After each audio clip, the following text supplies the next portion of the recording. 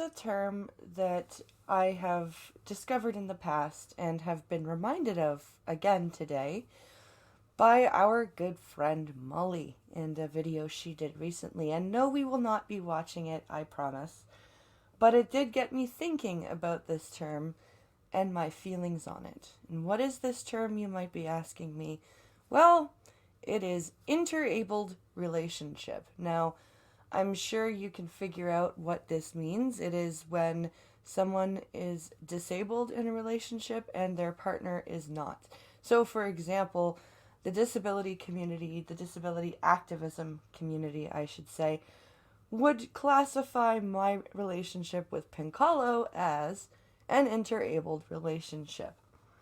Now, I listened to this video of Molly's where she interviewed a channel a bit smaller than hers who claim that they are in an interabled relationship. The man is disabled, the woman is not. And the disabled person was the one who classified the relationship as interabled.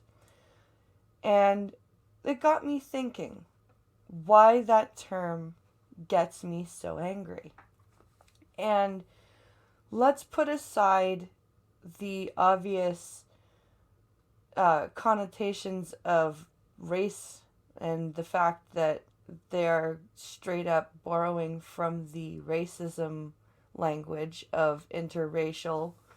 And there's even a moment in the video when Molly says she could, and this is your direct quote, pass for an able-bodied person. So it's, like I said, it's the language of race and passing, which, you know, not a great start, but it's also incredibly demeaning to both parties in the relationship. Why label any relationship? Why the minute you label a relationship, the minute you give that relationship a job to do. And I believe that relationships, like children, should not have jobs. They should be there to be nurtured and tended. And, you know, if things are going wrong with the relationship, then you fix them.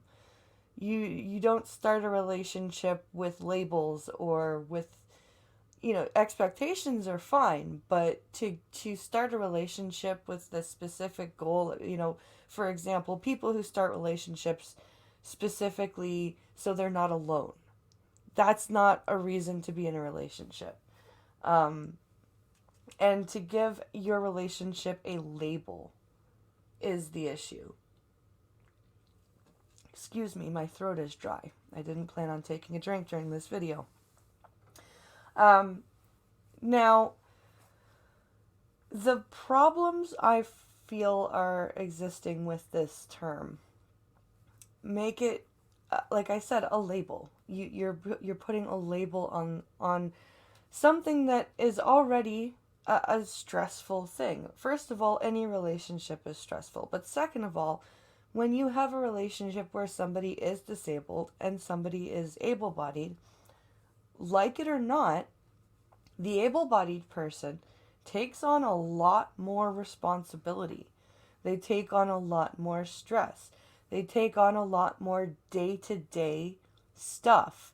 I'm not saying that the disabled person in the relationship doesn't do anything. What I am saying is that they are limited because they're disabled. And that puts more onus on the able-bodied person for certain things.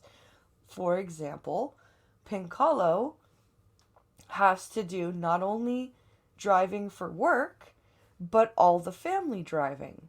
He has to do all the groceries. He has to, you know, that is the extra stuff that he has to do on the day-to-day. And after you've been driving for 10 to 12 hours a day, it is stressful to have to go and do extra stuff. that and putting a labels on this is pointing out and kind of throwing it in the faces of the people involved. Hey, you guys are different from each other very diametrically. And by the way, let's point this out. Let's and the problems with society who that already come and, praise the able-bodied person for, oh, how wonderful of you to be in a relationship with this poor disabled person, or, oh, this disabled person must need you, you must be their caretaker.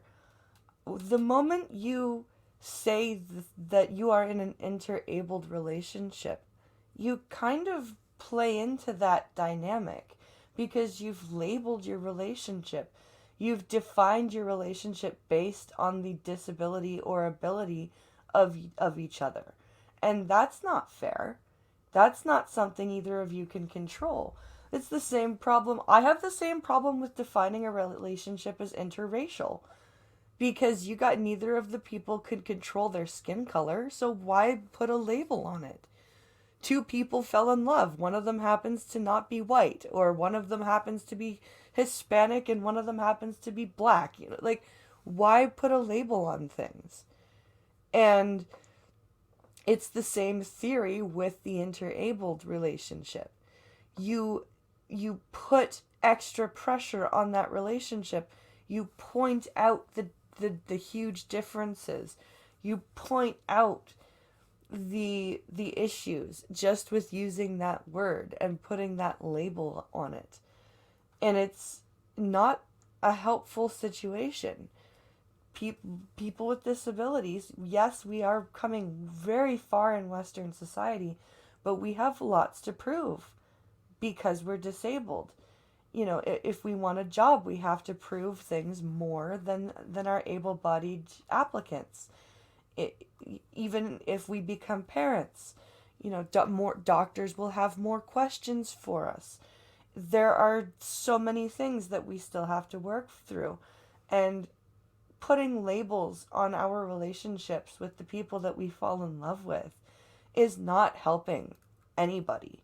It doesn't help our partners, it doesn't help us, and it doesn't teach society anything.